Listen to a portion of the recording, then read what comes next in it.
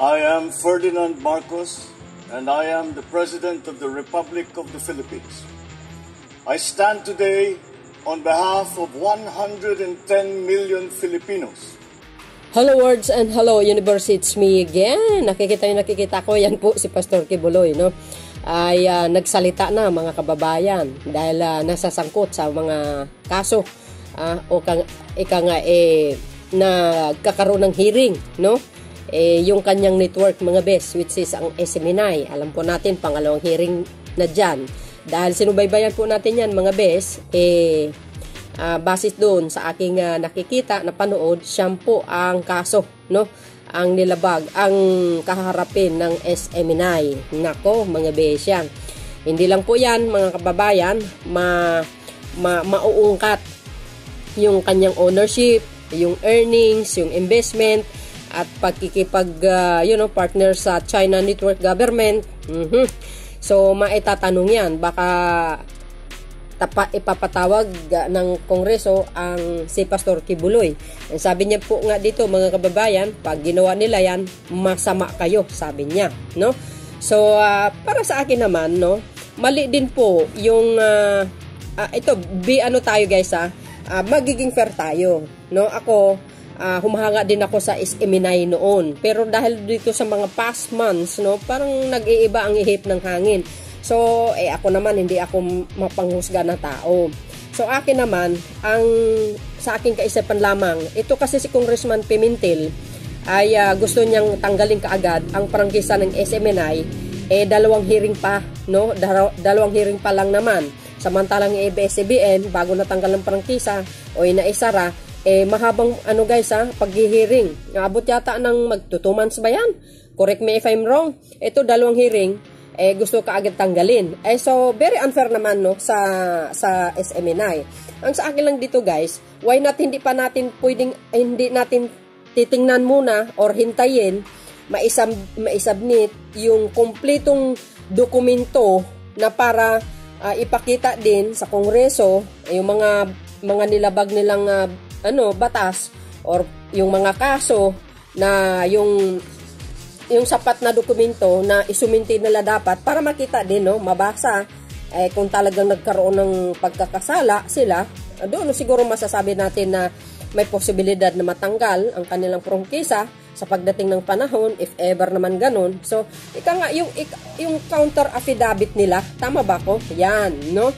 Ng SMNI para naman makita, be fair, hindi yung kaagad-agad na tanggalin without their yung counter affidavit, no, na isumiti nila para naman na maipagtanggol nila din kung anong dapat ipagtanggol doon sa mga ibinabatong mga kaso sa kanila. Kasi yung iba doon pending, yung iba very mild na kaso yata yun.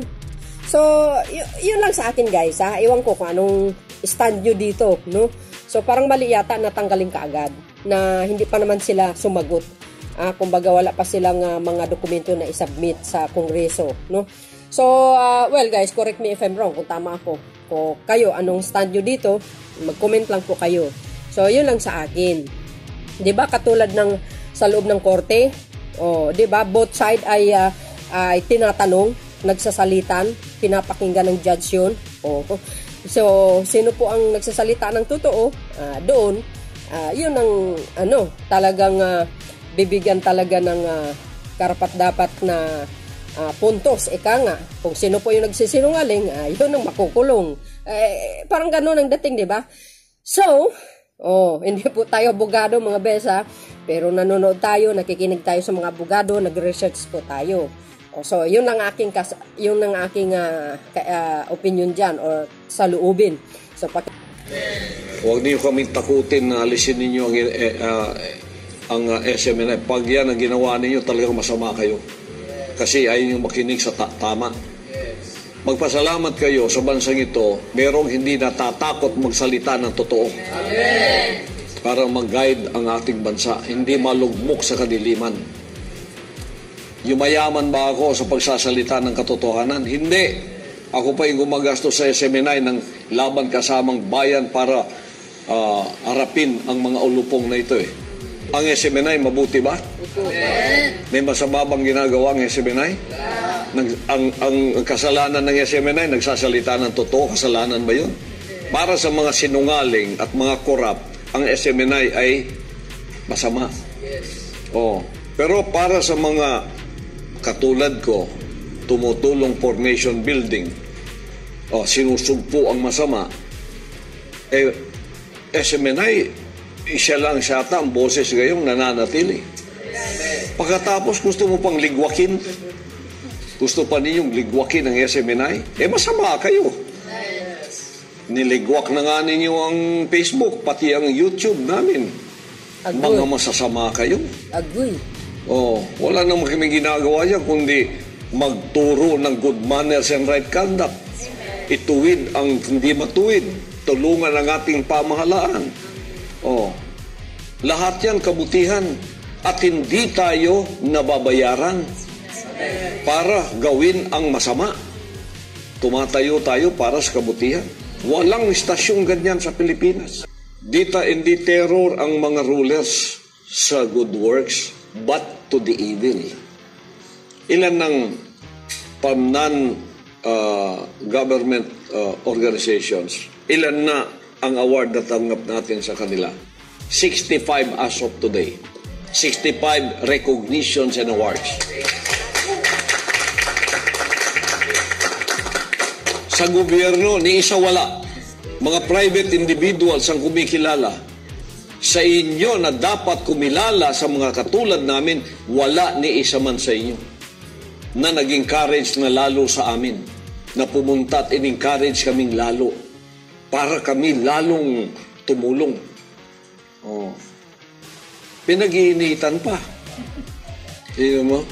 At ibig mo bagang mawalan ng takot sa may kapangyarihan? Gawin mo ang mabuti at magkakamit ka ng kapurihan sa Kanya.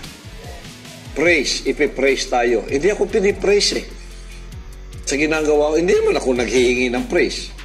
Kumbaga, kung talagang mabuti ka, nakikita mo ang isang constituent mong katulad ko, voluntarily, nag-aalay para sa nation building, tumutulong, kumukontribute. Kahit man lang pikpikin ka, we encourage you to do more. Malaking bagay na yon sa atin, di ba? Pero ang pinipraise mo, ang pinainom mo ng kape, itong mga ulupong, ano ka? So yun mga kababayan, yung sinabi po ng NPC, nababahala sa paninikil sa press freedom ng SMNI. Yan po guys, basahin po natin para kompleto detalyado. Sabi po dito mga kababayan, Manila, Philippines, ikinabahala ng National Press Club of the Philippines ang hakbang ng ilang mambabatas laban sa Swarasag Media Corporation ay na nag-ooperate ng Sunshine Media Network International, which is ang SMNI, na umano'y isang anyo ng paninikil sa kalayaan sa pamamahayag. Ayon kay NPC President Lydia Bueno, hindi katanggap-tanggap ang paghahain ng resolusyon ng House Committee on Legislative Franchise na pinamumunuan ni Surigao del Sur Representative Johnny Pimentel na nag-aatas ng National NTC na Telecommunication Commission na tanggalin ng prangkisa ang SMNI dahil lang sa paglalabas nito ng impormasyon na bahagi ng karapatan nito ng makapaghayag ng katotohanan. Ayun mga besyang, Dagdag pa ni Bueno, Pangulo ng pinakamalaki at pinakamatandang samahan ng mamamahayag sa bansa kapag ikinansela na ang prangkisa ng SMNI sa anumang dahilan sa kaduda-duda, lalo na ang paggamit ng kapangyarihan, pamumulitika, palatandaan ito ng malinaw na pagsikil sa kalayaang pamamahayag. Agoy, nako mga besyang.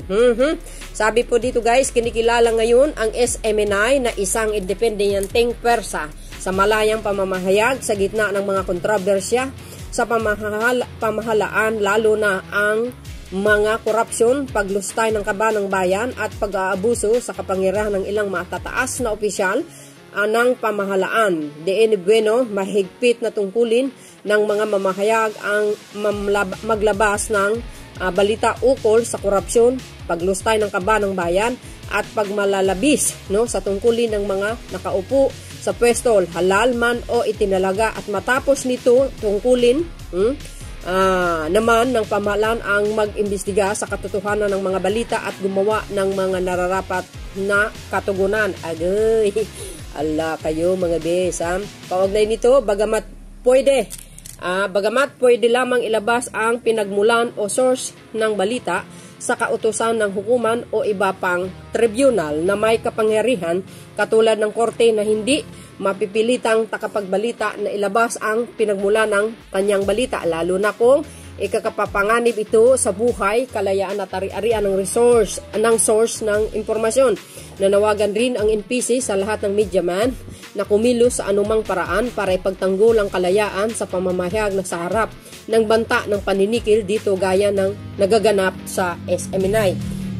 So yun mga kababayan, ang sa aking kaisipan dito, ito lang po guys, no?